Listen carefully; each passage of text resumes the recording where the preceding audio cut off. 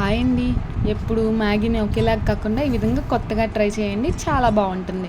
దీనికోసం ముందుగా ఒక బౌల్లో 2 గ్లాస్ ఆఫ్ వాటర్ వేసేసుకొని, తర్వాత తగినంత సాల్ట్, ఆయిల్ వేసేసుకొని మరిగిన తర్వాత మ్యాగీని వేసేసేయండి. ఈ విధంగా బాయిల్ చేసుకోండి. మీడియం ఫ్లేమ్లో పెట్టి ఓవర్ కుక్ చేయొద్దు.